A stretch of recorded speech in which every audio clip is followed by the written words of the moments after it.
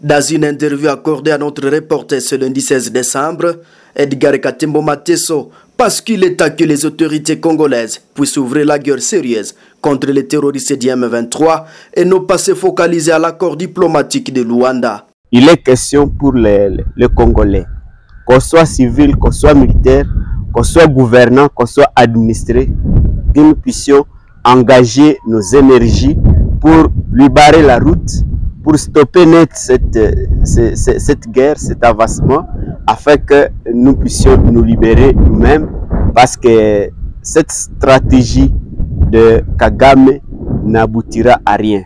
Et pendant ce temps, il faudra justement que la diplomatie soit renforcée, et non pour aller chercher une force supplémentaire à l'extérieur, parce que nous avons compris que les forces supplémentaires de l'extérieur ne nous aident à rien.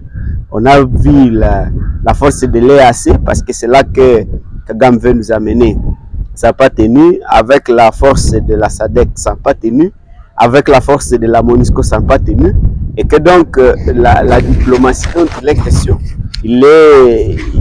doit consister justement à aller rechercher ses partenaires, à les persuader pour qu'ils ne puissent plus continuer à appuyer la guerre dans notre pays. On l'a vu avec le Parlement européen qui était en train de dénoncer justement qu'il ne fallait plus que l'Union européenne continue à financer le Rwanda, parce que financer le Rwanda, soutenir le Rwanda, c'est financer directement ou indirectement la guerre à l'Est. C'est participer justement au crime que Kagame est en train de commettre à l'Est de notre pays. Et donc, nous devons continuer à nous lancer sur cette voie pour que on arrête cet avancement justement sur terrain, mais aussi au niveau international, parce qu'il a prouvé à la face du monde que celui justement qui nous fait la guerre et qu'il ne veut pas en un seul instant nous laisser la paix. Les organisations de la région des Grands Lacs,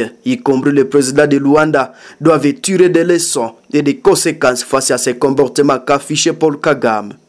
Il demande au président congolais de ne pas céder aux intimidations du président rwandais, qui veut que les assises aient eu lieu à RDC avec les autorités du M23.